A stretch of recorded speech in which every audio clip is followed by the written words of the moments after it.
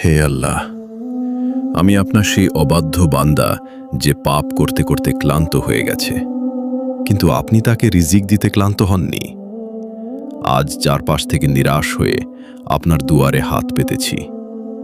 আপনি যদি আজ ফিরিয়ে দেন, তবে আমার যাওয়ার আর কোনো জায়গা নেই আল্লাহ।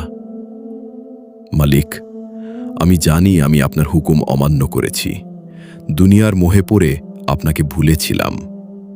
কিন্তু এই গুনাহগার বান্দা কি আপনার দয়ার চেয়েও বড় হতে পারে? আপনার রহমতের সাগরে আমার এই পাহাড় সমান পাপ কি স্রেফ এক ফোঁটা পানির মতো নয়? আমার অন্ধকার জীবনটাকে আপনার হিদায়াতের আলো দিয়ে আলোকিত করে দিন। হে আরশের মালিক, আমাদের অন্ধকার কলিজাগুলোকে ঈমানের আলো দিয়ে ধুয়ে দিন। আমাদের চোখের পানিকে কবুল করে নিন। আমাদের অতীতের সব কালিমা মুছে দিয়ে নতুন করে শুরু করার তৌফিক দিন।